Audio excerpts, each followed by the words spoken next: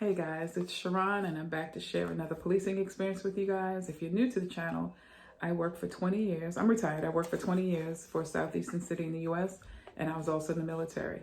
I'm sharing my policing experiences and perspectives in hopes of helping others. And with that being said, I wanted to share with you guys police culture and the fixed mindset. I talked about the fixed mindset in the last two videos, and I just wanted to stay in that vein, so to speak. And I want to share with you guys that as I went through in police culture, we're very hyper vigilant. We don't sit with our backs to the door.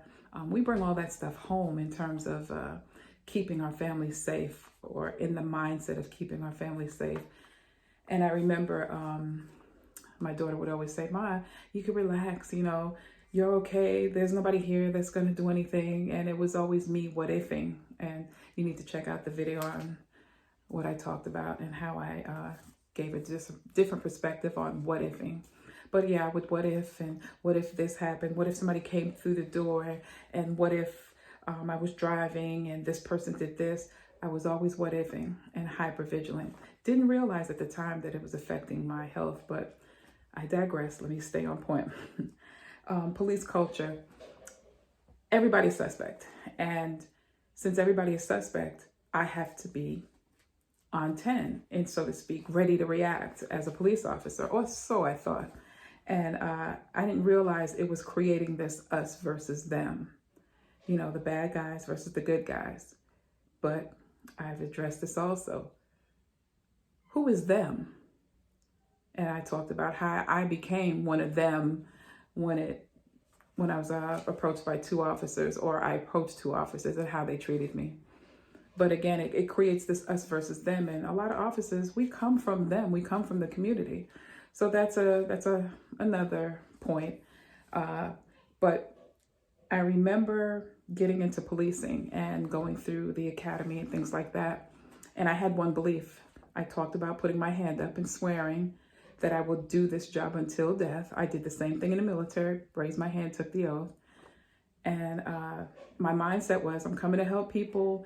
I want to do the best that I can do. Everybody comes with that mindset most of the time. And I realized as I went through training, the warrior training, my mindset started to change.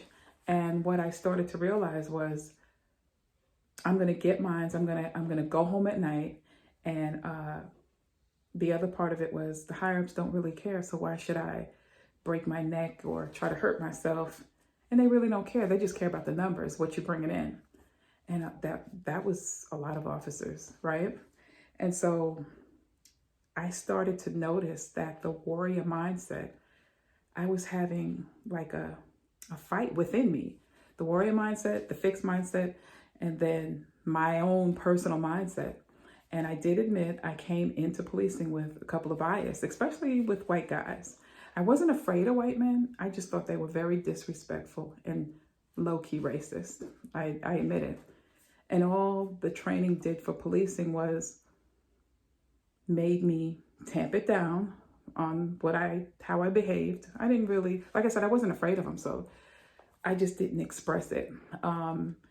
The training, all the police training did was train me with the bias. So if I'm telling you I came with a bias, how many others are not even admitting that they have a bias? So when you come into policing, you're training with the bias. So like I said, I noticed that my mindset there was a clash within me.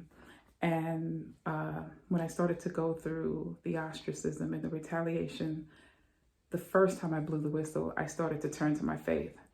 And what helped me change my mindset, or get back to the mindset of growth, was my faith.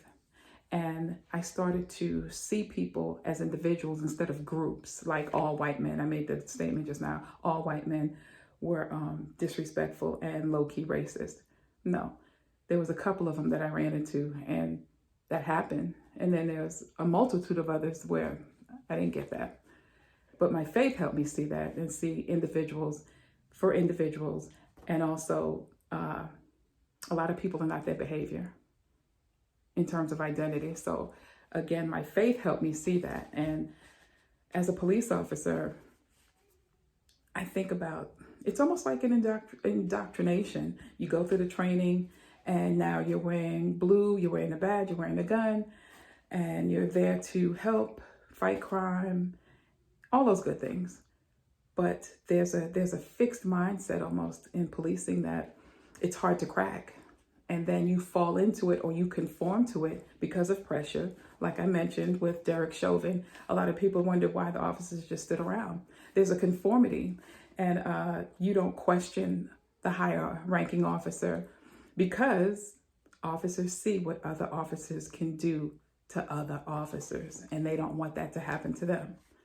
And so, boy, when I went through the first time whistleblowing, it wasn't good. And then the second time, it was even worse when it came to my fellow officers treating me a certain way. So I just want to share that with you guys. I started to change my mindset, and my faith helped me do it. I started to see individuals. And the first thing I did that helped me when I would go out in uniform and patrolling or plain clothes, I looked at individuals and I would pray for them. I'd pray for them. Nothing could be wrong. I just pray, say a little prayer, and it started to open up my mind and not see people in groups. Well, we go into the, as they call it, the high crime area, and everybody's standing on the corner. We call them knuckleheads or, drug dealers. Not everybody's dealing drugs, and that's somebody's child. That's what I would think to myself. That's somebody's child. Yeah, they're making the wrong decision being out here trying to sell or whatever, but that's somebody's child, just like I'm somebody's child. And I tried to see each individual as an individual. But that's all I want to share with you guys. Hit like, subscribe. If you care to comment, and check out our online store. The link is in the description. I also created some notebooks. The link is in the description for those. And always, guys, always remember, you don't necessarily have to go through a thing to learn from it. Talk to you guys later.